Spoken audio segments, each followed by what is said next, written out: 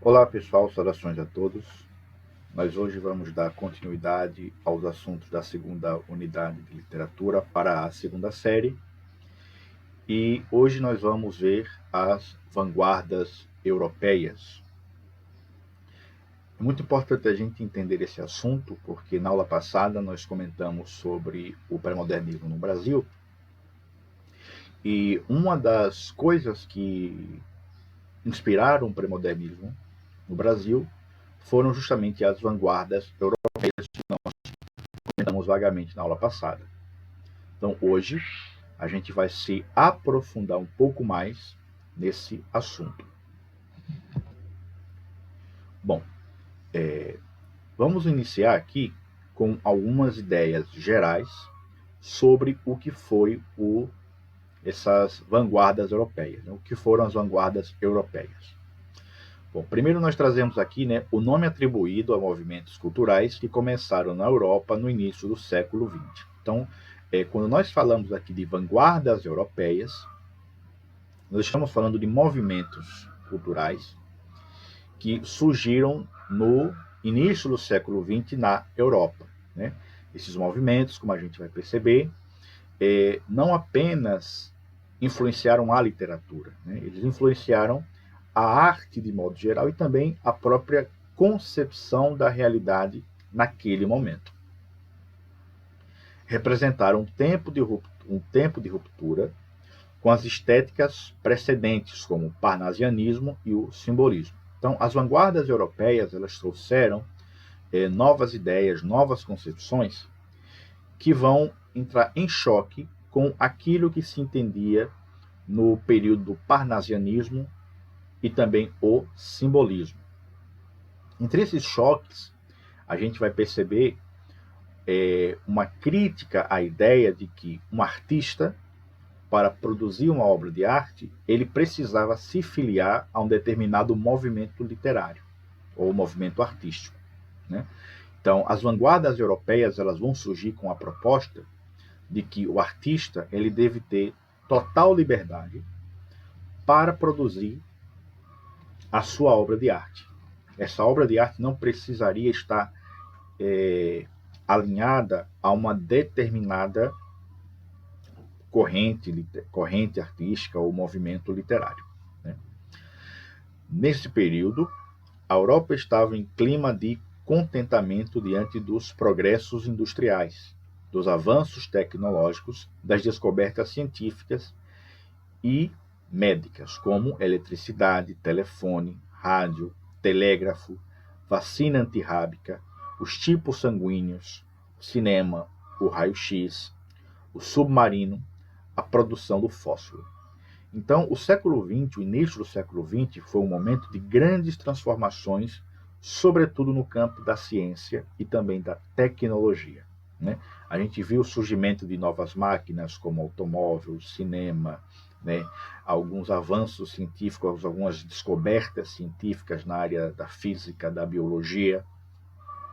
Então, toda essa ebulição de novidades acabaram também influenciando a produção artística, né? A gente tem aqui uma imagem nesse slide que é uma cena do filme Tempos Modernos do Charles Chaplin, que foi produzido em 1936, e esse é um filme que vai retratar muito bem esse momento do início do século XX, que é um momento de grande boom industrial, de grande boom tecnológico. Então, essas novidades na área da tecnologia, na área da ciência, na área da produção, tudo isso vai gerar impactos na produção artística, na produção literária daquele momento. Então, os principais movimentos de vanguardas, né, foram o futurismo, o expressionismo, o cubismo, o dadaísmo e o surrealismo. É importante aqui dar uma ideia também clara do que significaria vanguarda, né? Vanguarda ele vem de uma palavra em francês que significa avant-garde e ela tem o sentido de que algo que precede alguma coisa, ou seja, algo que vem antes. Então, a vanguarda é sempre algo que vai estabelecer alguma novidade, alguma mudança, né? E essa mudança vai começar exatamente a partir de alguma coisa. E isso seria, no caso aqui das artes, os movimentos vanguardistas. Como nós vimos aqui, os principais foram o futurismo, o expressionismo, o cubismo, o dadaísmo e o surrealismo. A gente vai agora analisar de maneira mais detida cada um desses movimentos. Vamos começar então aqui falando sobre o futurismo, né? O futurismo ele tem início com o Manifesto Futurista, publicado em Paris em 1909, pelo poeta italiano Filippo Tommaso Marinetti, que viveu entre 1876 e 1944. A gente tem aqui no canto da direita uma foto desse artista. Então, o que vai dar início ao futurismo vai ser a publicação desse manifesto, onde o Filippo Tommaso Marinetti ele vai deixar claro qual é o seu entendimento sobre a arte, né? O que é que ele entende que a arte deveria representar, deveria fazer naquele momento histórico de início do século XX. E entre as coisas que o futurismo vai propor, vai ser a ruptura com o passado. Então, para o futurismo, né, para esse movimento artístico chamado futurismo, a arte, naquele momento, deveria se separar de maneira completa, de maneira radical, com tudo aquilo que havia sido feito no passado. O que importava era tudo que viria a ser feito a partir daquele momento. Essa resistência ao passado era tão radical para o futurismo que o futurismo sugeria, entre várias coisas, por exemplo, o fechamento de museus. Porque para eles, nada que dizia respeito a um culto ao passado deveria existir. A única coisa que deveria estar na perspectiva do homem era o futuro e não mais o seu passado. Outra característica do futurismo é a exaltação do progresso científico e industrial. Então, para o futurismo, a principal temática que o futurismo vai explorar vai ser justamente o progresso científico, que foi aquilo que nós já mostramos, né? Isso o desenvolvimento do raio-x, da indústria, de novas máquinas, sobretudo do automóvel, né? Nesse momento, no século XX, que vai ser inventado o automóvel, e o futurismo vai ter um grande apreço pelo automóvel, né? Ele vai ver o automóvel como se fosse a maior maravilha do mundo.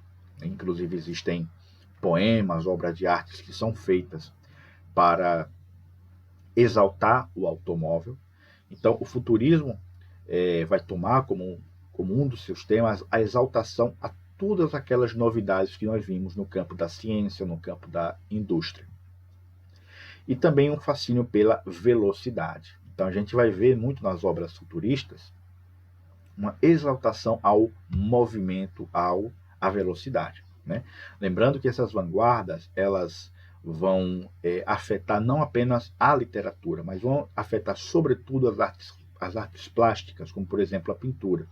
Então a gente vai ver exemplos de poemas, exemplos de pinturas que vão retratar aquilo que essas vanguardas entendiam que deveria ser a arte naquele momento.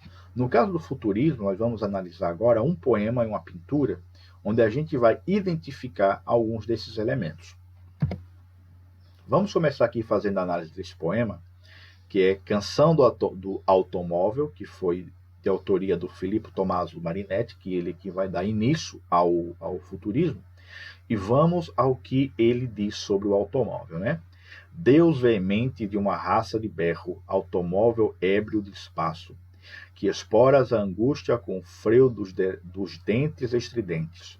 Ó formidável monstro japonês de olhos de forja, nutrido de chamas e óleos minerais, esfomeado de horizontes e barragens siderais. Teus robustos pneus inflam para as danças, para bailar nas brancas estradas do mundo. Então veja que a gente está vendo aqui um poema, né, onde de maneira apaixonada, né, extremamente efusiva, o Filippo Tommaso Marinetti se refere ao automóvel. Então aqui é uma amostra, né, um exemplo do que se entendia, do que o futurismo entendia que deveria ser a obra de arte. Vamos agora analisar uma pintura que foi produzida conforme os ideais estéticos do futurismo. E o nome dessa pintura é A Rua Entra na Casa, de Umberto Bortione. Vocês observam aqui que existe no primeiro plano, né, isso, um homem que está aparentemente na sacada de sua casa, e da sacada de sua casa ele está olhando a rua. Só que vocês observam que nessa perspectiva é como se a rua estivesse entrando dentro da casa. O quadro ele passa para a gente essa impressão de movimento, né? Por isso que nós falamos que uma das características do futurismo era justamente esse culto à velocidade, né?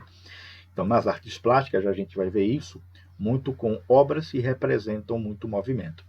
Então, a gente percebe aqui nessa obra que é difícil a gente traçar uma linha que separa aquilo que é a casa daquilo que é a rua. Então, é como se esses dois cenários estivessem um entrando no outro, como se houvesse aí um movimento. Então, essa pintura ela ilustra muito bem essa característica do futurismo, que é de sempre mostrar as coisas em movimento. As coisas nunca estão estáticas, as coisas sempre estão em algum curso. Isso, inclusive, também na pintura. Então, a pintura, se vocês observarem bem com calma, ela passa para nós essa impressão de que não há bem uma linha que separa a rua da casa. É como se uma coisa estivesse invadindo o espaço da outra. Isso em movimento. Outra vanguarda europeia foi o expressionismo, certo? Então, o expressionismo ele surge no início do século XX por iniciativa de pintores franceses e alemães, né? A maioria das vanguardas vão surgir na França, mas no caso do expressionismo, a gente vai ver também uma contribuição dos alemães. Essa imagem, por exemplo, que nós trazemos aqui no slide, é uma cena do filme Metrópolis, de 1927, que é um filme futurista, que vai mostrar uma cidade no futuro. Então, uma coisa que vai chamar a atenção nas cenas desse filme são os grandes cenários, né, exagerados, com edificações imponentes, que vão retratar a visão que naquele tempo se tinha do que seria o futuro, né? Uma das características do expressionismo é a representação da realidade a partir da subjetividade do artista. Então, uma obra expressionista é uma obra em que o artista ele vai descrever a realidade não como a realidade é, de maneira objetiva, mas da maneira como o artista percebe subjetivamente, interiormente, essa realidade. É muito parecido com o que a gente viu no simbolismo, que também tinha essa proposta de analisar a realidade não a partir das informações que a própria realidade nos oferecia, mas a partir da visão pessoal do artista sobre aquela realidade. Então, isso que a gente vai ver no simbolismo, nós vamos ver de forma ainda mais forte, ainda mais evidente no expressionismo. Então, quando vocês ouvirem essa palavra arte expressionista, né, quer dizer o quê? Quer dizer que aquela obra de arte é uma representação da realidade tal como o artista percebe. Entre outras coisas, a obra de arte expressionista ela também tinha como intuito apresentar aquilo que o artista trazia dentro de si, né? Seus sentimentos, suas emoções, seus medos. Isso também vai ser um elemento de inspiração para a produção de uma arte expressionista. Então, o expressionismo é tudo aquilo que vem do interior do artista, tudo aquilo que vem de dentro do artista, da subjetividade do artista, né? Despreocupação com os conceitos de feio e belo. O importante é a representação da realidade, tal como o artista a percebe. Então, o artista, como nós já comentamos aqui, não tinha a preocupação de que a sua obra fosse bela, de que a sua obra fosse realista.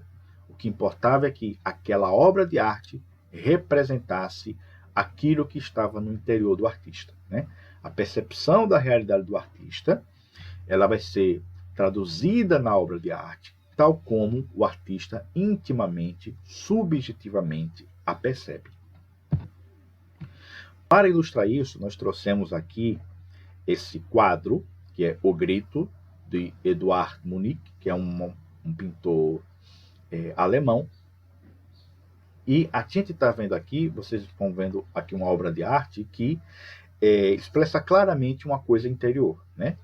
Aqui, no caso, esse personagem, né, que aparece aqui no primeiro plano, nesse cenário sombrio, né, que existe aqui uma mescla de vermelho com preto, com o marrom, né? Ou seja, é a mistura aqui de cores quentes com cores frias. Isso demonstra o quê? Um sentimento de pânico, né? Um sentimento de estupefação, né? Existem várias interpretações para esse quadro e uma delas é o horror diante da guerra, né? Vocês percebem aqui um cenário desolado, vocês observam que não há árvores, não há campo, não há animais, né? Existe esse sujeito aqui no centro, 2 homens atrás, mas é um cenário de desolação, né? Onde não existe nada, nenhum animal, nenhuma árvore, nada que expresse vida, né?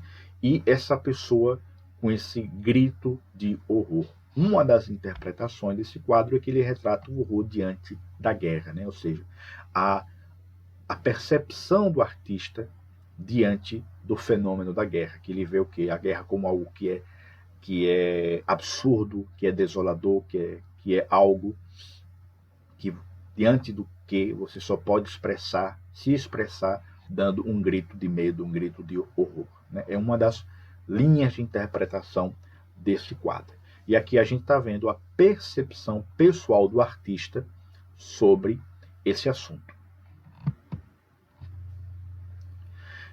Nós trouxemos aqui, agora, vamos falar sobre o cubismo, né? O cubismo ele surgiu em 1907, a partir das experiências do espanhol Pablo Picasso e do francês Georges Braque, né? Então, o cubismo ele vai aparecer a partir das experimentações desses 2 artistas, né? Do espanhol Picasso e do francês Braque. Desenvolveu-se inicialmente na pintura, caracterizou-se pela valorização de formas geométricas como cubos, cones e cilindros. Então, o cubismo ele era baseado numa forma de arte que representava a realidade a partir de formas geométricas. Então, as formas, né, a paisagem, corpos humanos, eles eram representados por quadrados, triângulos, retângulos, cubos, por isso que leva o nome, esse estilo leva o nome de cubismo. Defesa da ideia de que o artista deveria ter toda a liberdade para decompor a realidade que está interessado em representar e depois recriá-la a partir de elementos geométricos sobrepostos. Então, a proposta do cubismo era de que o artista deveria observar a realidade como se essa realidade fossem formas geométricas. E o que ele fazia? Ele desmontava essas formas e depois juntava elas de novo. Só que nesse juntar essas peças de novo, ele criava novas formas, novos elementos. Então, essa aqui era a proposta principal do cubismo. Na poesia, a gente vai ver a influência do cubismo na poesia concreta. O que era a poesia concreta? A poesia concreta era um tipo de poesia em que o autor ele se aproveitava das palavras e ele não organizava as palavras em versos ou em estrofes, como é comum da gente ver num poema, não. Ele pegava as letras ou palavras e a partir dessas letras e palavras ele criava formas. Então, na poesia concreta, as palavras que são utilizadas são elementos de sentido, mas a forma que essas palavras juntas vão constituir também é um elemento de significado.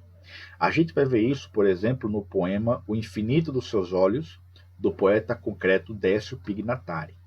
Então vamos tentar fazer aqui uma leitura desse poema, né? Como vocês observam, é um poema circular. O infinito dos seus olhos em faz encontrar me faz encontrar o infinito dos seus olhos. Então é como se for, ele forma esse poema com essa frase, né? O infinito dos seus olhos me faz encontrar o infinito dos seus olhos. E aí, se a gente for tentar ler, a gente não vai parar nunca, porque ele é um poema circular que representa justamente o infinito, né? Que é aquela coisa que não tem fim, que não acaba. Não tem início, também não tem fim. Você pode, inclusive, começar a ler esse poema a partir de pontos diferentes e chegar à mesma conclusão. Então aqui, no caso do cubismo, ele vai influenciar a literatura na poesia concreta.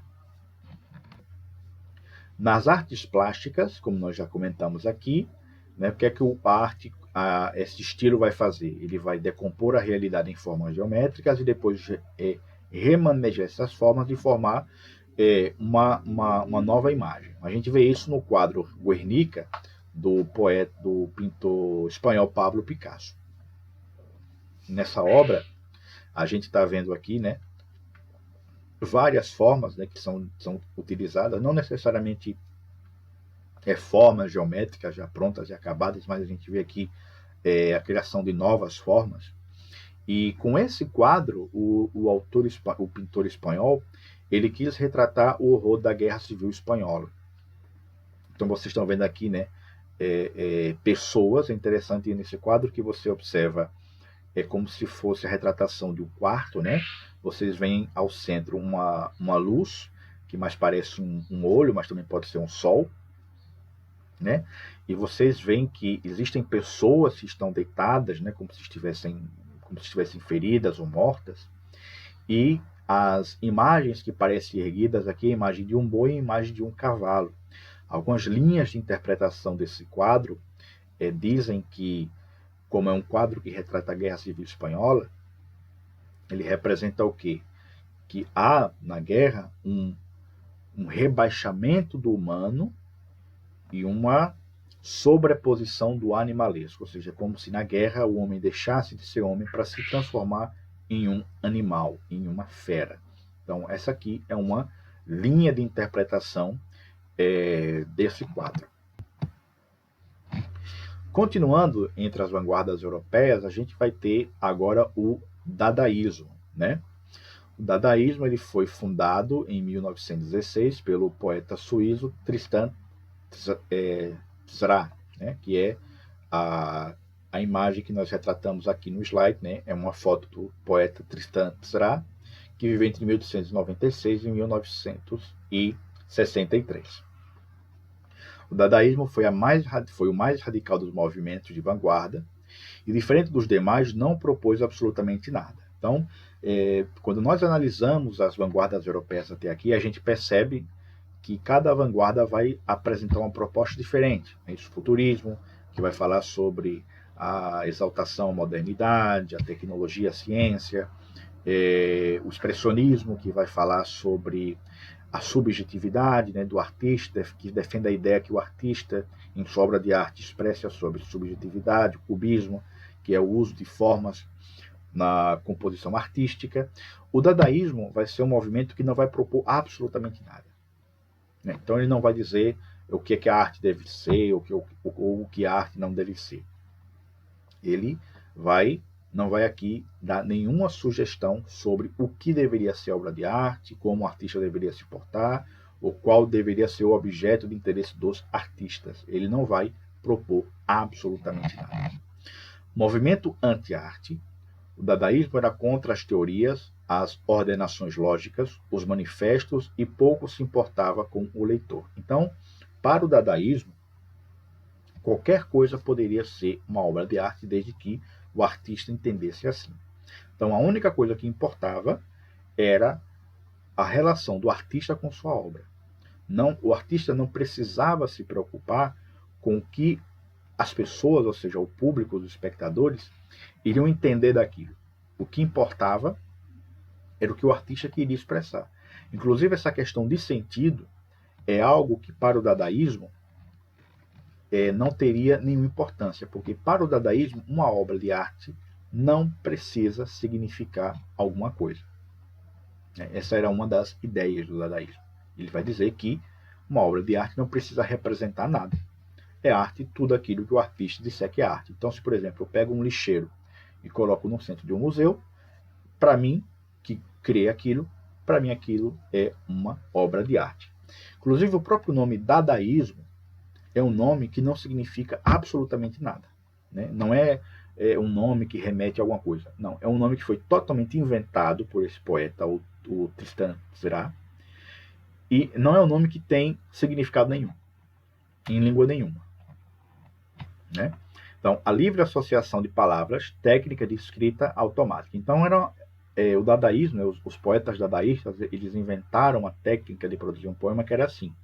Eles se juntavam, né, vários poemas, e cada um escrevia, vários poetas, e cada poeta escrevia alguma coisa. Então eu começava, escrevia uma coisa, um verso, aí passava para outro poeta, ele escrevia outro, aí passava para outro poeta, ele escrevia uma outra coisa, que vinha na cabeça dele, não tinha que ter nenhuma relação com o que já estava ali escrito, e nessa arte conjunta, né, se produzia um poema. E outra técnica também de produzir poemas no dadaísmo era do poeta simplesmente, num pedaço de papel, escrever o que viesse na cabeça dele. Então, se viesse cavalo, cachorro, pera, gato, feijão, ele escrevia ali, e para ele aquilo ali era um poema. Então, nós temos aqui um exemplo, pessoal, de um poema dadaísta, cujo nome é A Batalha, do Ludovic Tchak. Então vamos aqui tentar fazer uma leitura desse poema dadaísta. Observem só. Ber, bum, bum, bum, bum, si, bum, papá, bum, bum, bum, zazal, dum, bum, bum, bum, bum, bum, bum, pra, arararará, arol. Aqui está o poema A Batalha, do Ludovic Tchak. O que é que quer dizer isso? A gente pode interpretar que como significa a batalha, pode representar os disparos, né, das metralhadoras, das bombas, ou nada disso, uma outra coisa ou coisa alguma. Então, um poeta dadaísta, ele está pouco se importando se sua obra vai ter algum sentido ou não. Então aqui nós temos uma peça até muito famosa, que é o nome A Fonte, do artista francês Marcel Duchamp, e essa é uma obra que, inclusive, até hoje, né, está exposta num museu na França. Né?